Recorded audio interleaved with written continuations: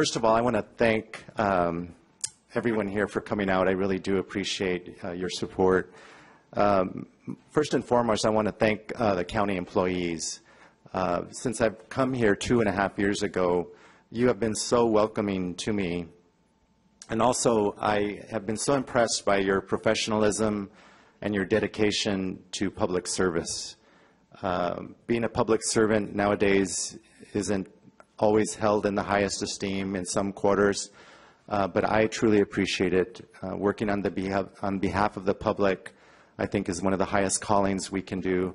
And so the county employees that I've met this last 2.5 years, I thank you for your service to the community. And I also want to thank the CAO's office staff who've been so supportive this time I've been with them.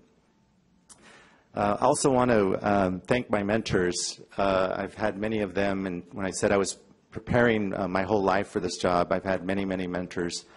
And chief among them, I'll just mention a few, was Steve Solomon, the first city manager I worked under, and Dick Wilson here in Santa Cruz. Dick was a good friend and somebody who taught me a lot about management.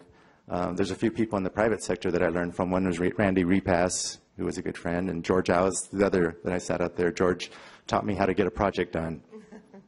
And also, first and foremost, about my mentors is Susan Mariello. Thank you so much. She's such an incredible person and knowledgeable about so much in federal, state, and local government. And I've been a good student, and she's been a great teacher. Thank you, Susan, so much.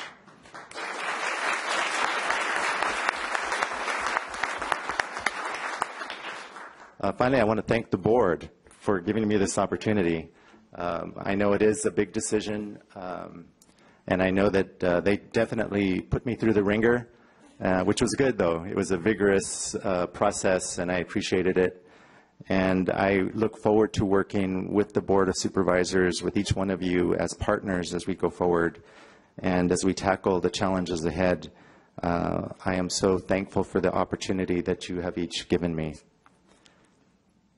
In terms of my vision, I want to say that I outlined 4 themes for the board when I interviewed with them. And first of all, in terms of my style, I view myself as a facilitator. I think that trying to get people in the position and get them the resources to do their job the best they can do, to be the best person they can be, is my job. And so I look forward to facilitating each and every one of the members of the county to be the best they can be, and then in that way to have the best performance we can as a county for the public. One of the goals I outlined for the board was strategic direction. I want to be able to set a vision for the county in working with both the community and our employees and the board, in which we can all have a common vision about where we want to go, who we are. I know that one of the things I love about Santa Cruz County is who we are. We are so open to diversity and so open to being kind to each other. I think our values are incredibly important. I think it's good to articulate them. I think we need to know where we're going, who we are, and how we're going to get there. And so when I look at a strategic vision, it's so important at a county-wide level to set that vision and have that common understanding. Our departments also should have one. Some of our departments do, and I think they're very well done. I think every department ought to have a strategic plan and have all of those same things with those same understandings with their employees. So I look forward to working in helping the board and the community come up with a strategic vision for our community. Our most important asset is our employees. And during the Great Recession, we were forced to cut back on a lot of our training programs. And I'd like to see us reinvest in some of our training programs. That is the way that we can build our employees up and get them to be the best they can be. And so I look forward to reinvesting in some of our training programs. I want to take a good look at our organization and see if it's the most efficient in the way it's set up, how our departments are organized, and I want to also evaluate how we are making decisions. One of the things I've learned from my mentors is that when we empower our employees, we get the best out of them. And we are the most effective when we empower our employees. And so I want to look at our organizational structure and our decision-making processes. And finally, I'd like to look at how do we become a results-driven organization in two ways. One is that eventually, once we set a strategic plan, we need to measure how we're doing. And the way you do that is you look at data, you look at metrics, and you figure out how we can do better. And it's something that many of the best organizations in the private sector and public sector are trying to do. It's a very hard thing to do. But I want to make sure that eventually in the next few years that we start looking at performance measurement as a way of grading ourselves and making sure how we are doing as an organization.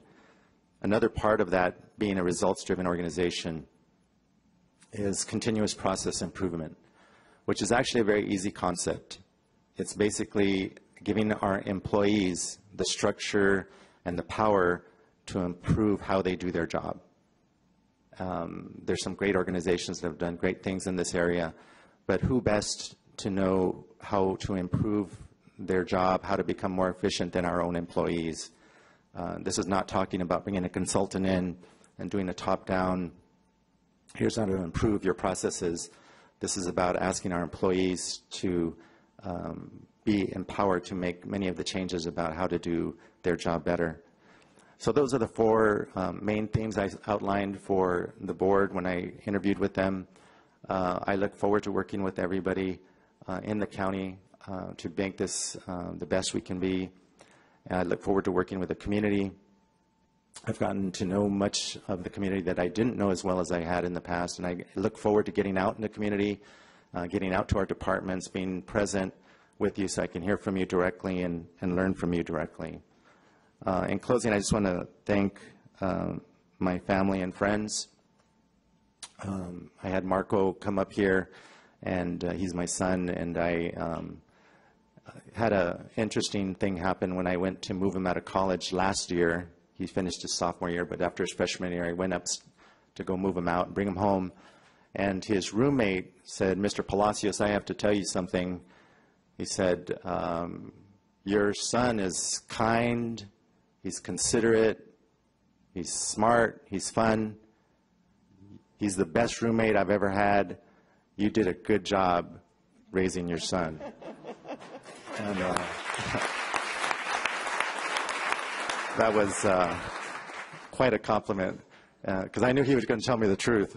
And so roommates are hard, but I really am proud of you, Marco. Thank you so much for all your patience over the many years that I've been away at board meetings and you've had to make your own dinner and fend for yourself.